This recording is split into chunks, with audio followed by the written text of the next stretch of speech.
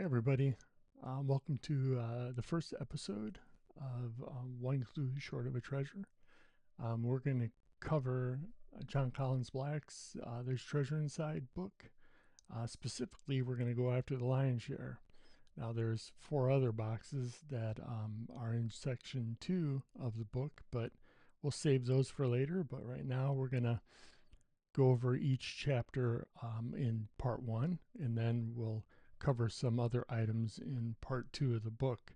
But before we get into the first chapter, we want to get into the summary of the book, and we want to get into the introduction, the summary of the introduction of the book, and then how to read this book. So let's start off with the introduction. So JCB says this book is more than a story, it's a real life adventure. 5 treasure boxes are hidden across the U.S., together worth millions. Insider gold, rare artifacts, historical significant items, once connected to names like Picasso, Washington, Carnegie, Tiffany, Thoreau, and Onassis.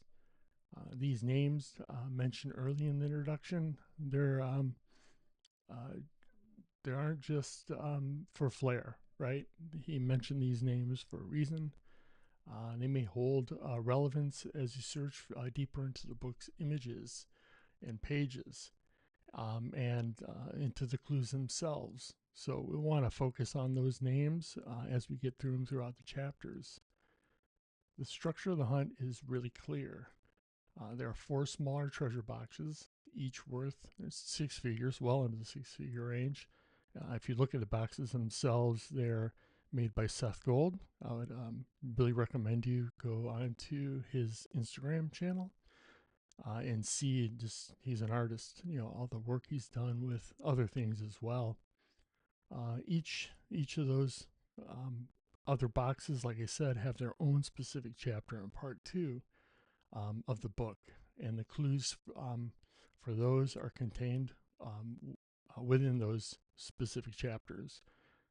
Emma and Jam really did a good job interviewing Jon Collens Back recently on Treasure Hunt with us. Shout out to them. Where JCB really specified that the clues for those boxes are within those chapters. So we're going to focus on the other ones, though, first, the other chapters. But then there's a 5th and the final box, the one that we're going to be focusing on. And this one's a little different. It contains the bulk of the treasures and has no really dedicated chapters located throughout the book. These clues are scattered around. They begin as early as the introduction and appear in nearly every chapter of part 1. Even the historical context surrounding the items themselves, they may carry hints as well. JCB began his journey during COVID-19 lockdown as a stay-at-home dad. What started as a curiosity ended up turning into a 5-year mission. He had no prior experience collecting treasures, but that didn't stop him. With the help of his 5 researchers, he assembled a collection that is both valuable and meaningful. He describes his process as almost effortless, a guided event. So all the heart of all this, why did he do this? Joy, right? So this is first time JCB really talks about joy, and it brings him joy why he did this treasure hunt. And in the introduction alone, he actually mentions the word joy 14 times, so it's pretty relevant. So we need to make note of that, and that will probably show up later on throughout the book, no doubt. Not just as a feeling, but as a driving force, as he says. So there may be some clue to that.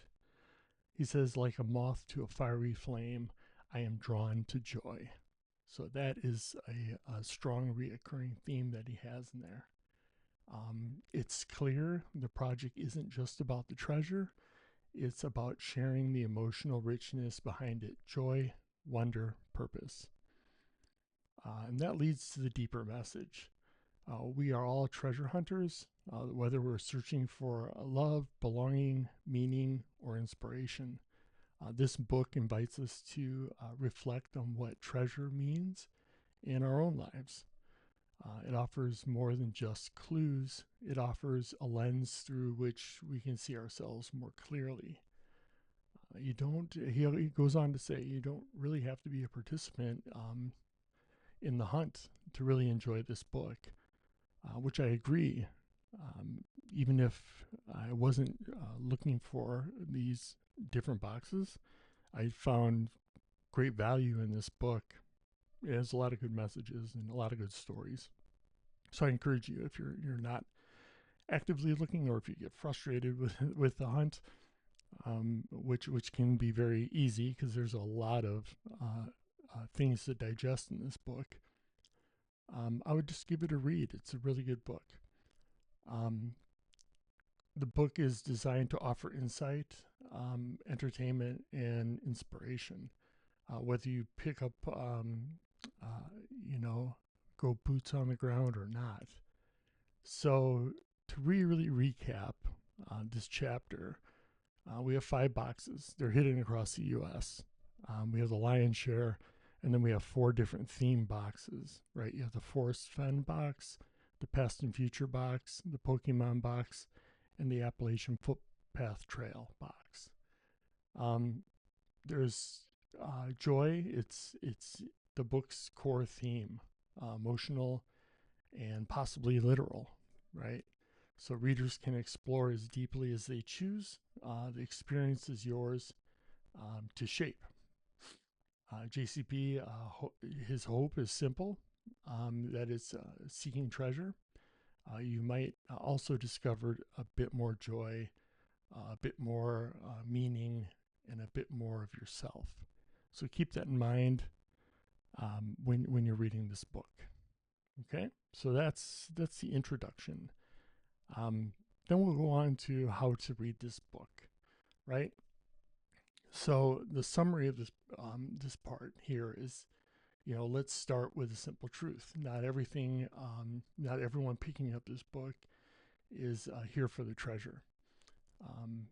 If that's you, reading will be straightforward, thoughtful experience. Each chapter in part 1 is rooted in the history and story of at least one treasure item. Occasionally, multiple pieces come together to express a broader theme. JCB keeps things as historically accurate as possible, though now and then he does add a touch of fictional flair to enhance the narrative. Whether you're here for the treasure or not, every chapter offers something valuable, a lesson, a message, or a moment to reflect on. The author even shares occasional personal anecdotes to add color, even though his book isn't meant to be a memoir. But if you're here to find the treasure boxes, especially the larger one, you're probably wondering, how do I read this book for clues? This is taking out of the book, right? JCB, his advice is simple. Read the entire book once thoughtfully. So I did read this book once. I read it twice. There is a lot of information to digest. And I think the reason why he set this book up the way he did was because of that. There's a lot of information in this lion's share box, a lot of clues. If you go to the 4 specific boxes in section 2, they're a lot shorter. The page count, I believe it starts at 2 or 3 for the Appalachian Footpath Trail box, which includes really 1 or 2 pages of text and 1 page of a map. And then the other 3 are less than 9 pages long. They're really short. I think he wanted people to have something to go for first, an easier box, so to speak. Although I don't think they're very easy. Nobody's found them yet as of this taping. But I think he did that to keep people engaged and keep people involved in this hunt, because there's a lot of information to digest for the lion's share, which I personally feel it's going to take many years to find. Um, but he says, let yourself enjoy the process. Clues are subtly placed throughout the book, and they're not always obvious. You might not catch everything the first time, and that's expected. So that's why we're going through these different chapters one by one and trying to pick out what we found. So he goes on to say, here's what to do. He goes, take notes on anything that makes your curiosity spark or your spidey senses, and let it marinate. Sit with the book after you first read it. On your second or third read through, he said patterns and clues may start to shine more clearly. And if the story grabs you, he goes on to say, go research. That pull will dig deeper and might be entirely intentional. You never know what fascinating discoveries life lies beyond the page. So he really encourages you to go through this book, see if anything jumps out at you. What I've done is highlighted parts of the book as I went through. You may not want to do this to your own book, but you can also get some sticky notes and put little notes in it and place it on the different items that stick out. But I really encourage you to go through that book once, do a first read, get yourself familiar with the information in the book. It does help.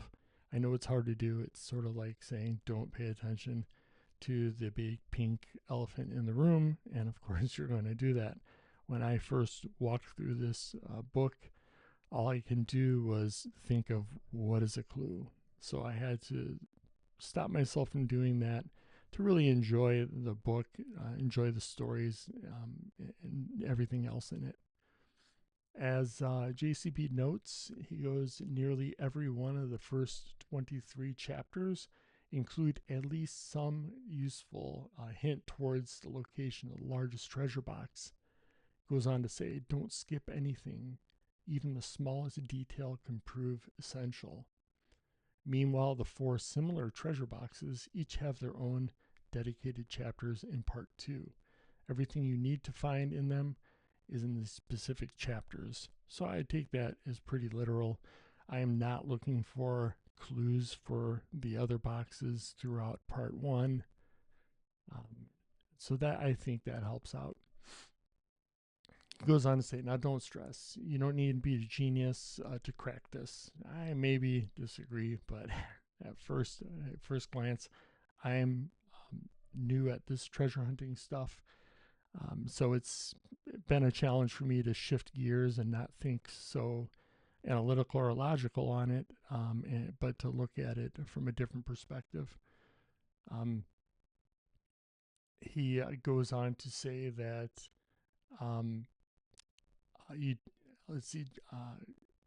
doesn't claim to have any. He doesn't claim that you have to be a genius to find this out. He goes, there are no impossibly complex cipher or codes. The traits you'll need are the ones explored in the book's stories: curiosity, resilience, insight, and creativity. So make sure if something sparks your curiosity, go dig a little deeper into it, and maybe you'll find something out of it. And that's what I hope to do with all these chapters. He goes, above all, though, have fun. This book is for that, for entertainment, to have fun. You won't need to understand every clue to succeed. That's good to know. There's probably a lot of clues that are in there, but you don't need every one of them.